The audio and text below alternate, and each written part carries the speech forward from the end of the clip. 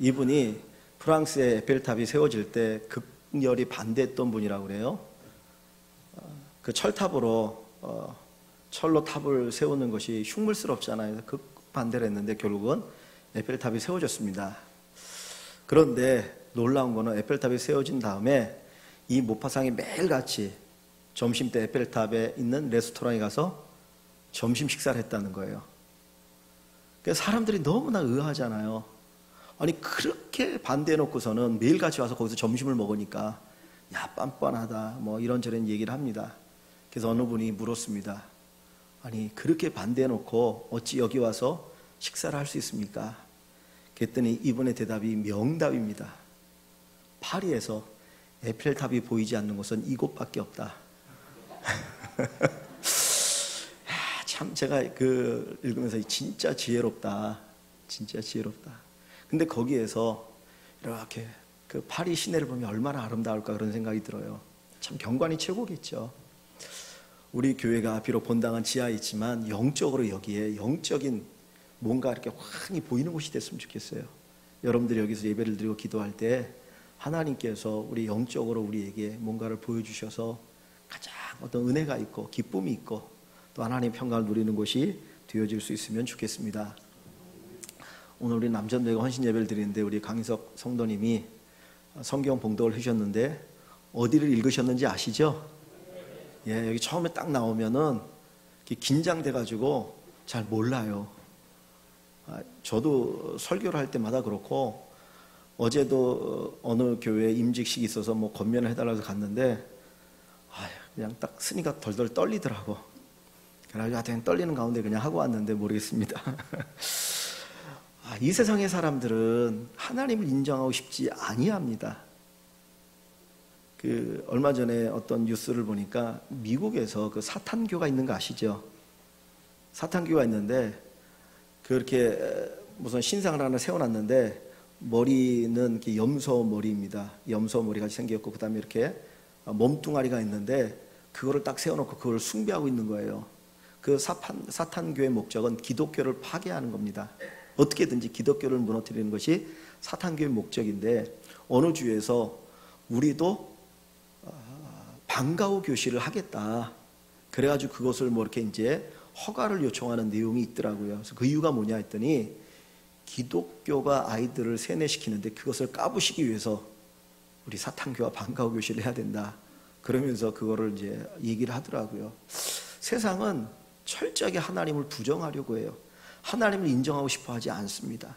분명히 하나님의 역사가 보이는데도 저건 우연이야. 저건 어떻게 우연히 일어난 것이지 하나님의 역사가 아니라고 이야기하고 싶어 하는 것이 세상의 이야기입니다. 창조과학을 하시는 분들이 이 세상이 그냥 만들어진 것이 아니고 빅뱅도 아니고 무슨 아메바가 진화해가지고 인간이나 생물이 만들어진 것이 아니다. 그 얘기하잖아요. 이거는 하나님만이 세상을 창조할 수밖에 없는 것이다. 그 이야기를 하는데도 진화론자들이나 무신론자들은 철저하게 이것을 부정하려고 합니다. 여러분 시계를 다 분해가지고 어디다 집어넣고 그걸 계속해서 흔들어 보십시오. 10년이고 20년이고 30년이 흔든다고 해서 그게 시계가 되겠습니까? 아니 혹시 가능성이 있을지 몰라요. 큰 비행기를 다 분해가지고 어디에다 넣어가지고 그 비행기 부품을 막 흔드는 겁니다. 10년이고 100년이고 200년이고 1000년이고 그런 비행기가 될까요? 사실은 이 세상이 우연히 진화되어진다는 것 그것보다 더 확률적으로 불가능하거든요.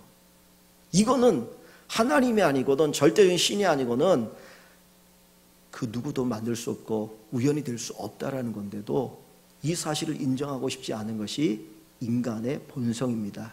왜? 타락한 인간이기 때문이에요. 오늘 우리가 읽은 이 본문에 보면 이스라엘 백성들이 블레셋과 싸움에서 패하고 말았어요. 계속해서 블레셋과 전쟁을 하는데 자꾸 밀리니까 야 뭔가 우리에게 문제가 있는 게 아니냐. 전쟁할 때 하나님의 법궤를 가지고 와서 전쟁을 해야 되는데 법궤를 가지고 안 하기 때문에 우리가 전쟁에 진 것 같다. 그래서 법궤를 가지고 갑니다. 법궤가 한 이 정도 돼요. 이 법궤를 메고 가서 거기다 놓고 전쟁을 했는데 그냥 완전히 처참하게 전쟁에 패했습니다. 그랬더니 블레셋 사람들이 자기들이 이겼다라고 하는 자랑하고 싶어서 이 법궤를 자기들의 사는 도시로 가져간 거예요. 우리의 신이 이스라엘이 믿는 그 여호와보다 강하다. 그걸 자랑하고 싶은 거예요. 그래서 그 법궤를 신전에 가져가고 그리고 그들이 있는 곳에 가져갔는데 계속해서 문제가 생기는 겁니다. 그리고 나서 나중에는 그 동네에 전염병이 돌아서 많은 사람들이 죽어요.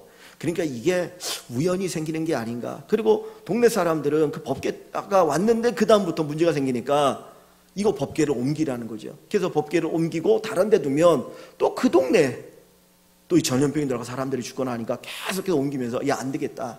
이 법궤를 저기 보내자. 이스라엘로 보내자. 그리고 보내기로 했습니다.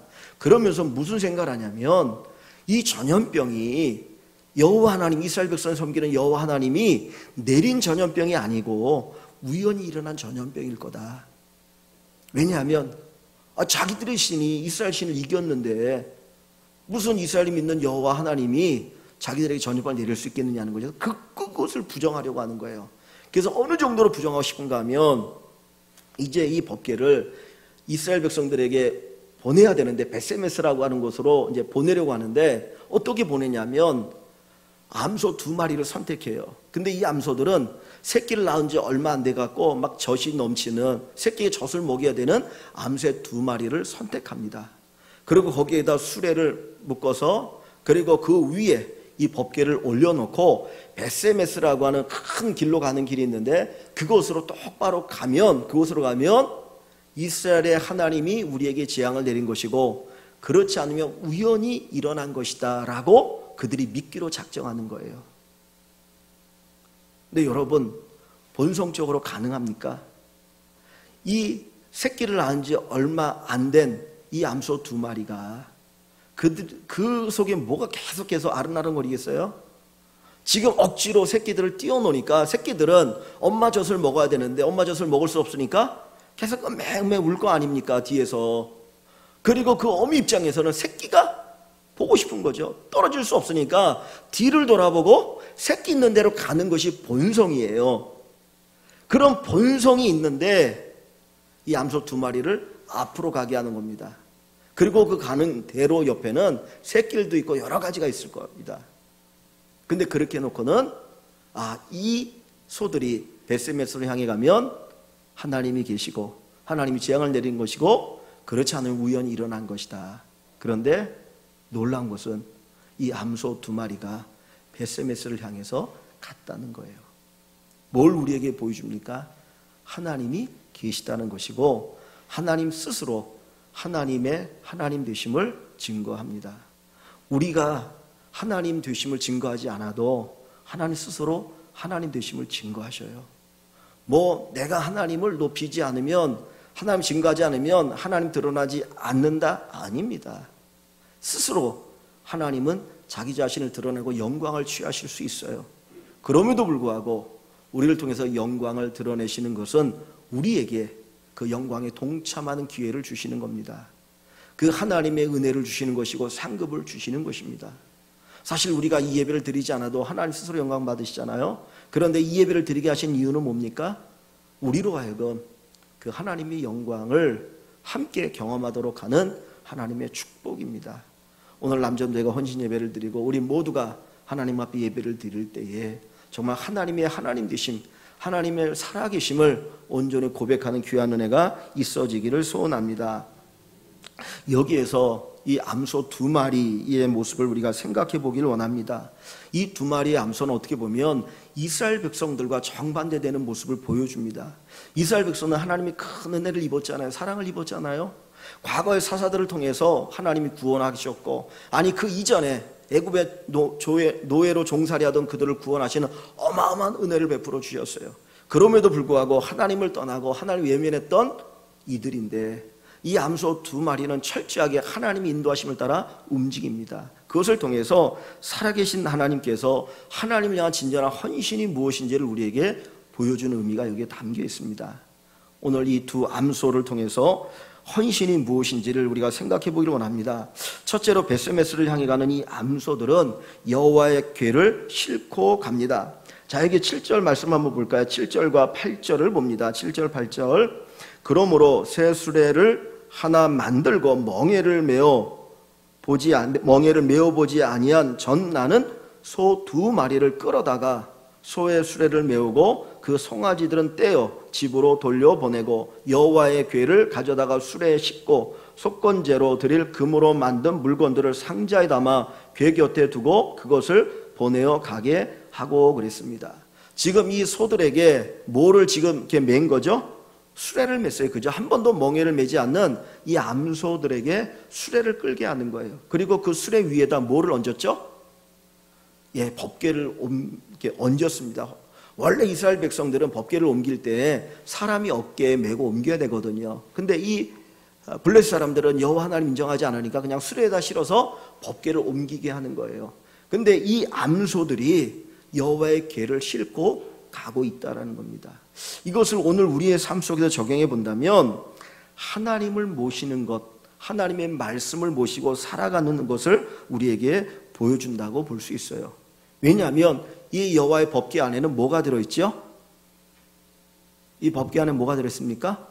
원래 세 가지가 들어있죠. 첫째는 십계명이 들어있죠. 하나님께서 시내산에서 이스라엘 백성 중에 십계명이 들어있어요. 십계명은 말씀을 얘기해요. 두 번째는 뭐가 있습니까?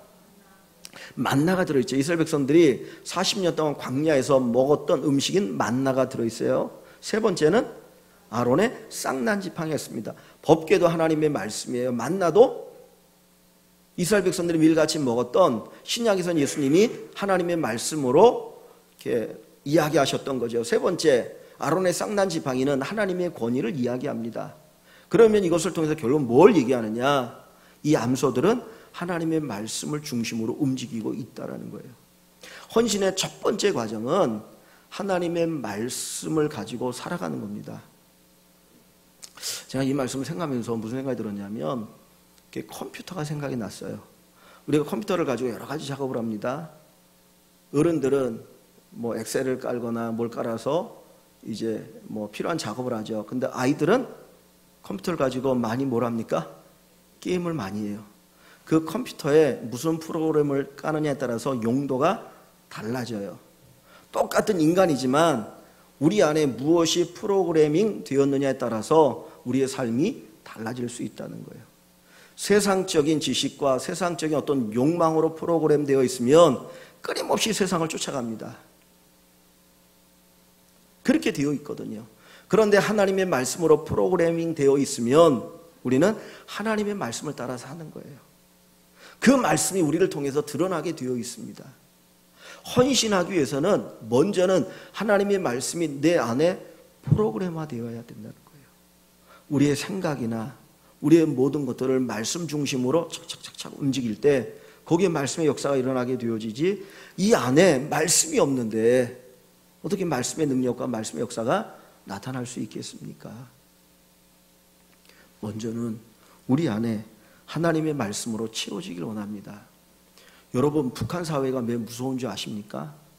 지금 북한이 뭐 핵실험을 몇 차례 하고 성공하고 뭐 실패니 이런 얘기 막 나오는데, 정말 무서운 건 사실은 북한의 핵이 아니에요.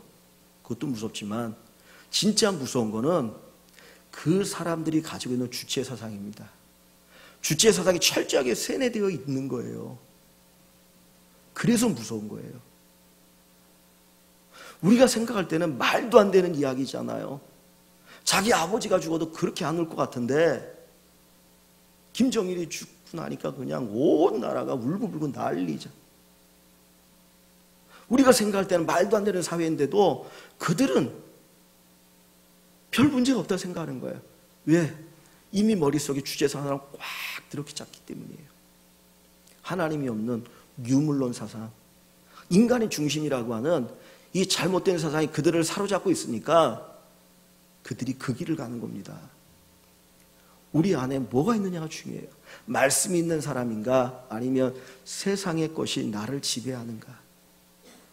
헌신하기 위해서는 먼저 하나님의 말씀이 우리 안에 프로그램화 되어 있어야 합니다. 진짜 그것이 프로그래밍 되어서 내가 무엇을 하려고 할 때 그 말씀이 이렇게 움직여서 이런 결과가 나오고 이런 일들이 움직여 나가는 그러한 역사가 우리에게 있길 원합니다. 그래서 여러분들이 정말 헌신의 귀한 분들 되시기를 주의 이름으로 간절히 축원합니다. 두 번째로, 이 벳세메스를 향해 가는 암소는 똑바로 벳세메를 향해서 걸어갑니다. 여기 8절과 9절 말씀 봅니다. 8절과 9절 같이 봅니다.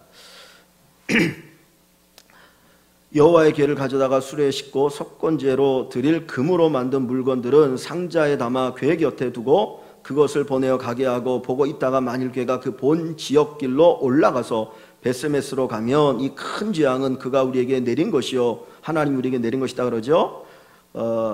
그렇지 아니하면 만약에 베스메스 똑바로 가지 않으면 우리를 친 것이 그의 손이 아니요 우연히 당한 것인 줄 알리라 하니라 그랬습니다. 자, 그리고 이 12절을 봅니다. 12절에 암소가 베스메스 길로 바로 행하여 그대로 가며, 베스메스 길로 바로 행하여 그대로 가며 갈 때 울고 좌우로 치우치지 아니하고 블레셋 방백들은 베스메스 경계선까지 따라가니라.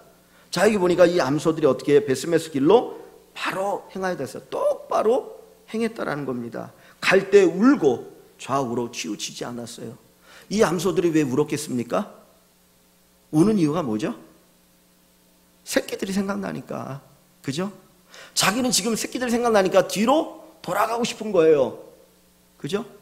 근데 왜 앞으로 가요? 사실은 누가 역사가 있는 겁니까? 하나님이 붙들고 있는 거잖아요. 믿음의 길을 걸어가는 것, 하나님이 우리에게 원하시는 그 신앙의 길을 걸어가는 것, 그것이 바로 헌신입니다. 주님께서 나를 따라오려거든 자기를 부인하고 자기 십자가로 나를 지고 나를 쫓으라 그랬죠. 그러면서 넓은 길로 가지 말고 좁은 길로 가라. 우리가 가는 길은 사실은 좁은 길이거든요. 이 길을 걸어가는 것이 헌신입니다. 사도행전 20장에 보면 바울 사도가 3번의 전도 여행을 마치고 예루살렘으로 올라가려고 합니다. 그때에 빌립의 딸이죠, 예언을 합니다. 바울이 메고 있는 띠를 가지고 이 띠의 임자에 대한 예언을 하는 거예요. 바울에 대해서. 예루살렘에 올라가면 분명히 고난이 있다고 합니다. 성령이 내게 가르쳐 주셨습니다. 그래서 모든 사람들이 바울로 하여금 예루살렘에 올라가지 말라고 얘기합니다. 올라가지 마십시오. 올라가지 마십시오. 분명히 가면 큰 고난을 당할 것이고 어떻게 될지 모르니 성령이 가르쳐 주셨으니 올라가지 마십시오. 애원을 합니다. 그때 바울이 뭐라고 말합니까? 어찌하여 울어 내 마음을 아프게 하느냐. 나는 주 예수를 위하여 기꺼이 죽을 것 고난받을 것도 각오하였노라 하면서 예루살렘을 향하여 올라가요. 결국 그 길로 체포되어서 옥에 갇히고 신문을 당하고 주 예수의 몸으로 다시 로마에 재판받기 위해서 가게 되어지죠. 바울은 내 가는 길이 고난이 있는 거 알아요. 그러나 이 길이 주님이 원하시는 길이고 기뻐하는 길이라는 것을 그는 믿고 그 길을 걸어갑니다. 그래서 바울 사도가 디모데 후서에서 뭐라고 말합니까? 나의 달려갈 길을 다 마치고 믿음을 지켰고 선한 싸움을 싸웠으니 이제는 내게 뭐가 있을 것이라? 면류관, 의의 면류관, 생명의 면류관이 예비되어 있다. 이것은 나뿐만 아니라 그리스도의 오심을 기다리는 이 믿음의 길을 걸어가는 모든 사람에게 하나님 주실 상급이라고 이야기합니다. 믿음의 길을 걸어가는 것이 헌신입니다. 이 길이 하나님이 기뻐하는 길이고 이 길이 주께 영광이 되는 길이고 이 길이 선한 길이고 이 길이 교회에 유익이 되는 길이라면 유혹이 있더라도 뒤에서 끊임없이 나를 끌어당기는 것이 있을지라도 뿌리치고 그 길을 걸어가는 것이 참 믿음의 길이고 헌신입니다. 우리 일남전도회가 이런 헌신의 귀한 분들이 되길 원합니다. 사실 우리 교회 어른들이잖아요. 앞서가야 됩니다. 보여줘야 됩니다. 이 길이 하나님 기뻐하는 길이야. 내가 이 길을 가니 너희들도 이 길을 따라오라고 보여줄 때에 교회가 복되고 유익하지 않겠습니까? 세 번째로 베스메스를 향해 가는 이 암소들은 마지막에 번제물로 드려집니다. 자, 13절, 14절 말씀 봅니다. 13절, 14절. 베스메스 사람들이 골짜기에서 밀을 빼다가 눈을 들어 궤를 보고 그 본 것을 기뻐하더니 수레가 베세메스 사람 여호수아의 밭 큰 돌이 있는 곳에 이르러 선지라 무리가 수레의 나무를 패고 그 암소들을 번제물로 여호와께 드리고 그랬습니다. 이 베스메스 사람들이 아무런 생각이 없었어요. 아무런 기대도 없어요. 그냥 그들이 뭡니까? 밭에서 밀을 베고 있었어요. 이제 추수할 때인가 보죠. 근데 저기 보니까 암소 2마리가 수레에다가 하나님의 궤를 이렇게 싣고 오는 거예요. 그것을 보는 순간 무슨 생각이, 야, 하나님의 궤가 이 이스라엘 땅으로 돌아오는구나. 그리고 기뻐했습니다. 그리고 좀 있다가 이제 그 궤가 도착을 하니까 어떻게 합니까? 그 수레를 풀러서 수레를 패고 그리고 소를 잡아서 뭐를 해요? 하나님 앞에 번제를 드렸다 그랬어요. 이 암소들이 마지막에는 뭐가 됩니까? 하나님 앞에 제물이 되어져요. 그 이전에 베스메스를 향해서 떠나갈 때는 자기 새끼들을 저기다 두고 그 새끼들 때문에 울면서 그 길을 걸어갔는데 마지막에는 하나님 앞에 온전히 자기의 몸을 다 드리는 제물이 되어집니다. 사실 우리 헌신이라는 게 뭡니까? 헌신이 뭐죠? 몸을 드리는 거잖아요. 그게 헌신 예배 아닙니까? 그러니까 이 베스메스의 암소처럼 되는 게 헌신인 거예요. 바울은 뭐라고 말합니까? 나는 날마다 죽노라. 나는 날마다 죽는다는 거예요. 날마다 죽는다. 갈라디아 2장 20절에 내가 그리스도와 함께 죽었다 그랬어요. 사실 어떻게 보면 기독교 신앙은 죽는 신앙입니다. 죽어져야 합니다. 죽어져야 합니다. 그 한신교회 이중표 목사님이 세상을 떠난 지가 몇 년 되셨는데 그분이 가지고 있는 그 신앙 가운데 하나가 별세 신앙이에요. 별세. 별세라는 말이 뭡니까? 세상과 이별하는 거죠. 세상과 이별하는 걸 별세라고 하는데 그분은 이제 그것을 가지고 뭐라 하냐면 다른 세상에서 사는 것을 얘기합니다. 다른 세상. 이 세상을 떠나면 어떻게 해요? 다른 세상 가는 거잖아요. 우리가. 이 세상을 떠나면 천국 가든 지옥 가든지 다른 세상을 가는 거예요. 근데 별세 신앙, 내가 예수와 함께 죽으면 우리는 새로운 하나님의 나라, 천국을 누린다라는 거예요. 그래서 이 땅 위에서 죽으면 이 땅 위에서도 죽음을 경험하고 살아가면 내가 이전에 경험하지 못했던 놀라운 하나님의 나라를 경험하게 되어질 것이라는 것을 이야기합니다. 헌신의 마지막은 나를 드리는 겁니다. 그래서 로마서 12장 1절 2절에 너희 몸을 하나님 앞에 산제물로 드리라. 나를 드리는 거예요. 그냥 우리 자신이 드려지는 겁니다. 내가 없는 하나님이 내가 되시면 됩니다. 그래서 아까도 제가 컴퓨터에 대한 얘기를 했는데 그냥 컴퓨터적인 용어로 하면 포맷을 새로 했으면 좋겠어요. 막 컴퓨터가 막 문제가 생기고 나면 그냥 새로 한번 확 깔아버리잖아. 다 밀어버리고. 그러면 새로운 컴퓨터가 되거든요. 그러면 거기다 다시 이제 필요한 것들을 프로그램 깔아서 새롭게 쓰는 것처럼 그냥 예수 안에서 그냥 이전의 것이 죽고 그리고 새로운 존재가 되어서 거기에 주님이 쓰실 것들이 새롭게 하나씩 하나 장착되어지면 그것이 진정한 헌신이 되어질 줄 믿습니다. 아브라함은 아들 이삭을 제물로 바치잖아요. 내가 죽는 게 쉽습니까? 자식을 죽이는 게 쉽습니까? 내가 죽는 게 쉬워요? 자식을 죽이는 게 쉬워요? 네, 내가 죽는 게 쉽죠. 자식 준다거나 하나님 내가 죽을 테니까 자식 살려달라고 하잖아요. 근데 아브라함은 어떡합니까? 자식을 드리잖아요. 진짜 모진 아버지죠. 저 같으면 하나님 나를 데려가세요. 그냥 나를 데려가세요.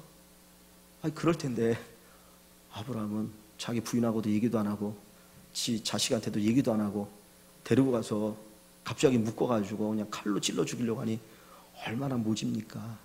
근데 그 마음이 어땠겠어요? 사실 아브라함의 인생의 절정은 바로 거기거든요. 성경 창세기 22장 그 이후에는 아브라함의 얘기가 별게 없어요. 그냥 아내가 죽었다. 그리고 나중에 이제 아브라함이 새장가 들어서 자식을 몇 낳았다. 그리고 이삭을 위해서 아내를 얻어줬다. 그게 끝이에요. 절정은 거기거든요. 근데 아브라함이 그 아들을 드릴 수 있었던 이유가 뭡니까? 두 가지 이유가 있어요. 하나는 하나님이 이삭을 주셨다는 거예요. 하나님 내게 주셨다라는 거예요. 하나님 내게 주셨다. 두 번째는 히브리서 11장에 보면 하나님이 다시 살릴 것을 믿은 거예요. 그래서 드릴 수 있었어요. 하나님은 심는 자에게 심는 것과 먹을 것을 주신다 그랬어요. 내가 가지고 있는 것과 안에 들어갔다가 나오는 건 다릅니다. 이런 비유가 어떨지 모르겠는데 루악 커피 아십니까? 커피 중에 가장 비싸다면서요. 근데 그 루악 커피가 왜 그렇게 맛있는 줄 아세요? 그 루악 커피를 사양 고양인가? 뭐 요즘 베트남 뭐 다른 것 같은데 그걸 먹습니다. 그리고 나서 나중에 그것이 배설이 되어지면 그거를 싹 추려가 씻어가지고 그 커피로 이렇게 갈아주면 그게 루악 커피거든요. 최고급 커피래요. 그게 몇만 원씩 간다고 합니다. 똑같은 것인데 한번 들어갔다 나오니까 값이 달라요. 가치가 달라져요. 나 자신이 하나님 앞에 드려졌다가 주님이 우리에게 돌려주시면 그때는 가치가 달라지는 거예요. 똑같은 돈이라고 다 똑같은 돈이 아닙니다. 똑같은 시간이라고 다 똑같은 시간이 아니에요. 그 자체의 질이 다른 거예요. 질이 다른 겁니다. 아브라함은 자기가 아닌 아들을 드릴 때에 하나님이 다시 돌려주실 것이다. 그것을 믿었습니다. 다시 말하면 부활의 기쁨을 안다는 거예요. 우리가 부활의 기쁨을 아는 분만이 진짜 헌신합니다. 죽음 이후의 세계를 아는 사람, 영원한 하나님의 나라를 아는 사람, 바로 그 사람이 헌신할 수가 있습니다. 오늘 하나님은 성경을 통해서 하나님의 하나님 되심을 드러내신다는 걸 우리에게 말씀하고요. 두 번째는 이 암소 두 마리를 통해서 진정한 헌신이 무엇인지를 우리에게 보여줍니다. 첫째는 하나님의 말씀을 모시고 사는 거예요. 그 말씀을 먹어야 된다고 그랬죠. 요한계시록 10장 할 때. 두 번째는 어떻게 한다고요? 믿음의 길을 똑바로 걸어가는 겁니다. 세 번째는 하나님 앞에 내가 드려지는 것. 그것이 바로 헌신입니다. 그런 헌신이 우리 모든 성도님들에게 있기를 주의 이름으로 간절히 축원합니다.